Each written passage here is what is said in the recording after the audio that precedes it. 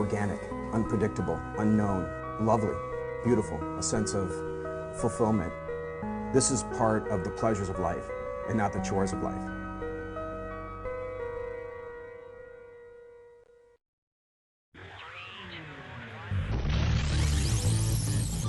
Coming up on Daily Iowan TV, we tell you how same-sex marriage and love is celebrated throughout campus. And an inside look into how the university is setting up people for Obamacare. And in sports, Iowa football coordinators Phil Parker and Greg Davis step up to the mic. Stay tuned, Daily Iowan TV starts now. I'm Tom Brokaw. For more than 100 years now, the University of Iowa community has been waking up to the Daily Iowan. Today, it's the largest newsroom in eastern Iowa. And now you can see the news every night on Daily Iowan TV and get it anytime worldwide at dailyiowan.com.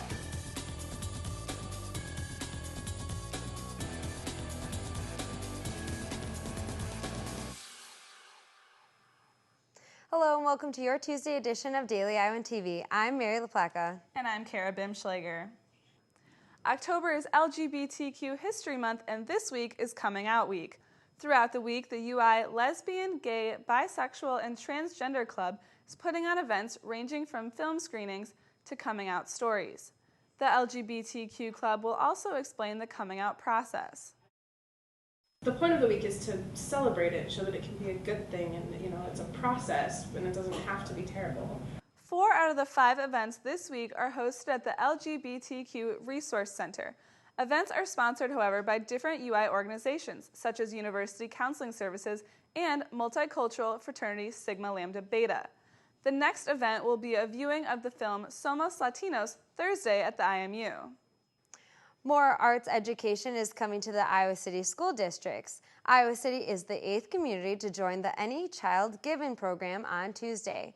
Under the program, the local community and the school district will work together to create a long range of arts education plan for grades K through 8th. Hancher Auditorium and the John F. Kennedy Center for Performing Arts in Washington, D.C. will cooperate to increase opportunities for all children to participate and understand the arts. The Lone Tree student who came armed to school with a knife and caused a lockdown 2 weeks ago has been arrested. Daniel Jansen went into his school wearing a skeleton mask and dark coat while carrying a knife. Jansen was stopped in the school entrance by a school administrator. Before being sent to jail, Jansen was evaluated by the UI hospitals and clinics. He has been ordered to continue mental health treatment. It's been a week since Obamacare plan has been available for the public. The UI hospitals and clinics have started an enrollment system to help the Iowa community make better decisions on health insurance. Our Daily Iowan TV reporter Yin Lin has the story.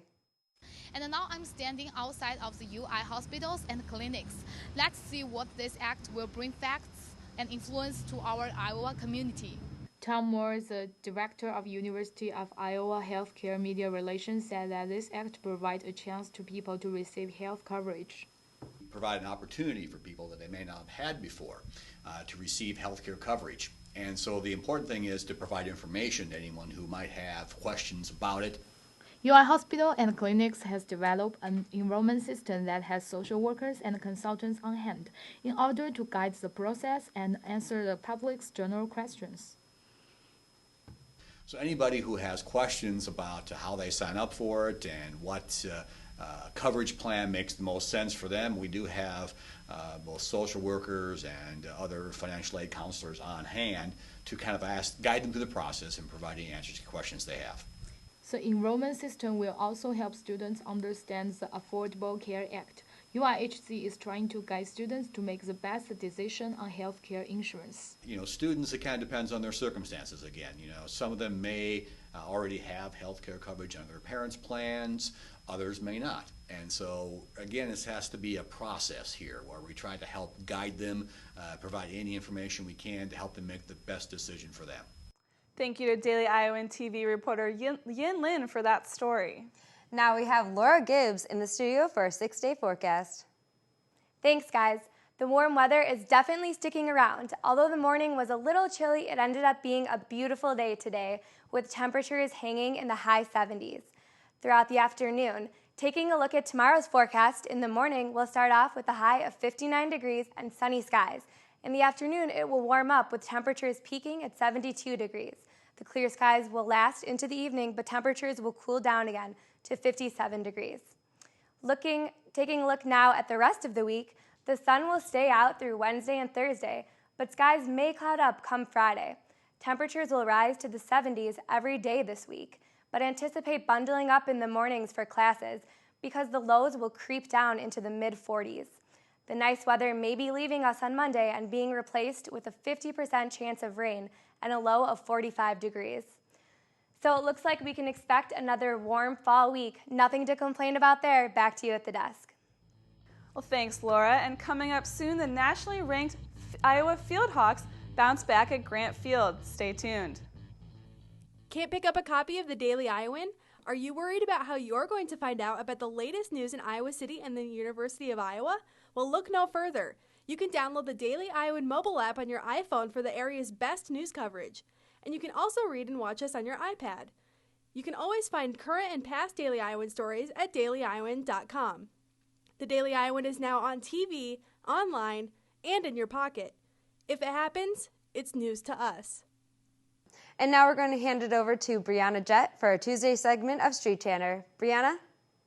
Hey guys, welcome back to another edition of Street Chatter. Brugger's Bagels opens Monday. It's been 2 years since a fire destroyed the downtown bagel shop.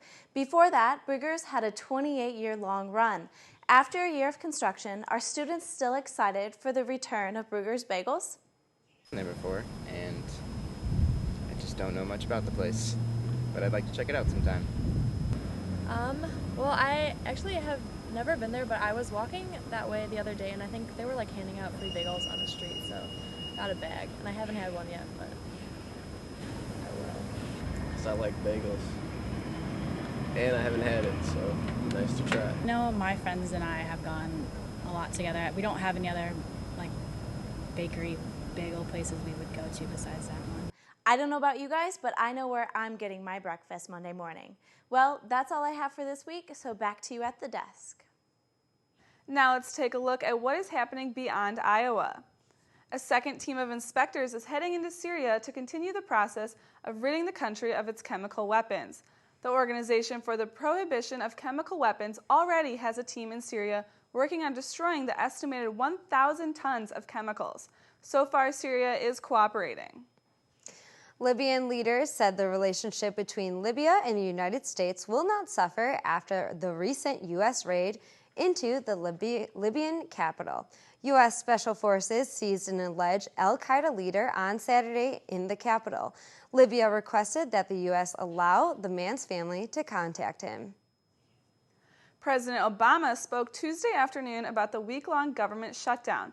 After a talk with John Boehner, the president said that he will not negotiate with Republicans on a debt ceiling or short-term reopening of the government. Iowa football may have the weekend off, but their coaches were certainly busy Tuesday afternoon. Whitney Blakemore and Jordan Cabialis have more in the Daily Iowan TV Sports Studio. Guys? Thanks, Mary, and welcome back to another jam-packed Tuesday edition of the program here in the Daily Iowan TV Sports Studio. Alongside Whitney Blakemore, I'm Jordan Cabialis. And Jordan, not one, not two, but 3 Iowa football head coaches on hand today in Iowa City this afternoon talking a little Hawkeye pigskin. That's right, Whitney. Offensive and defensive coordinators Greg Davis and Phil Parker joined Kirk Ferentz at the Hayden Fry Football Complex. But before we get to both of them, here's the head Hawk himself. You know, it was a tough loss last week, and Sunday we looked at the tape, moved on like every week.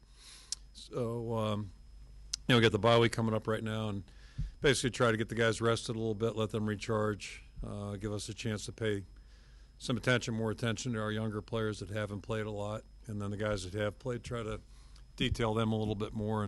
Now, Jordan, Parker and Davis still to come, but after so many injuries this weekend, the Hawks' trip to Columbus in 2 weeks looks scarier and scarier, even with a bye week.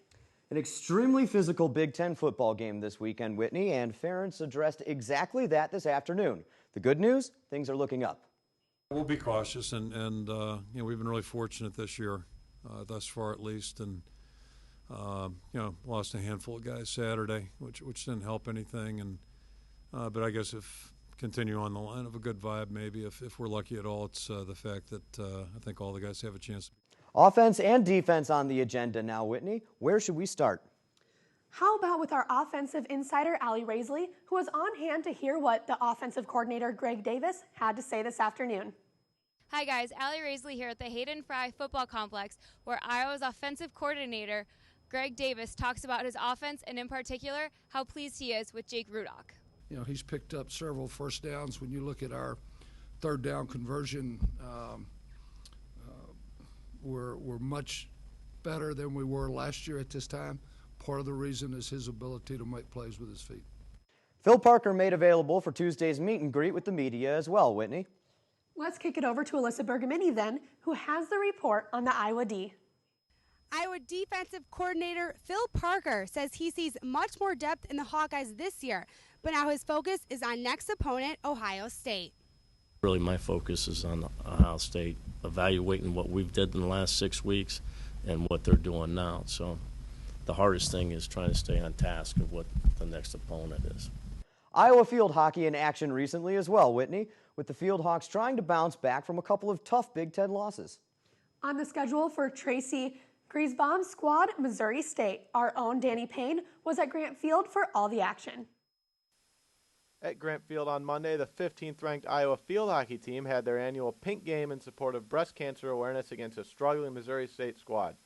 Opening up the action here with freshman Alexandra Pecora in net for the first time of her Hawkeye career because of an injury to fifth-year senior Kelsey Boyce.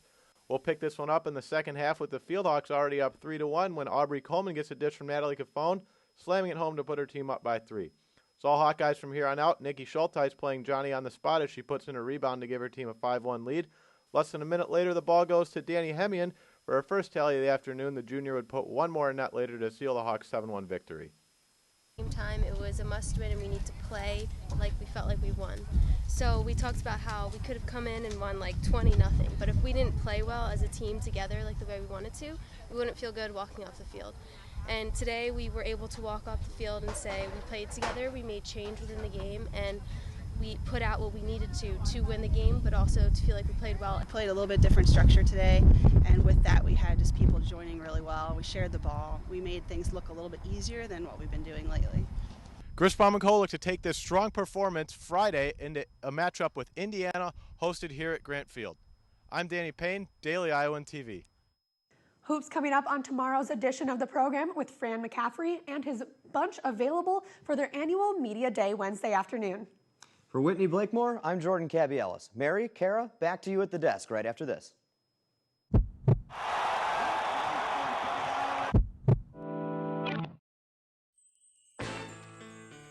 Get up for the return of the state's finest attraction. The players are prepared and anxious to get things started, and this time you too can be ready for every Saturday on the gridiron. Download the Daily Iowan app for your iPad or iPhone for your official playbook to the 2013-2014 Iowa Hawkeyes football season, and be sure to check out everything black and gold all season long on dailyiowan.com.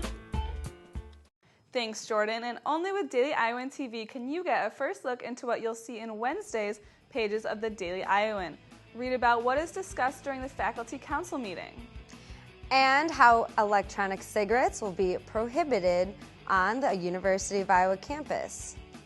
Well, that's your Tuesday edition of Daily Iowan TV. Be sure to watch us tomorrow or anytime online at dailyiowan.com. Thanks for watching and have a great night.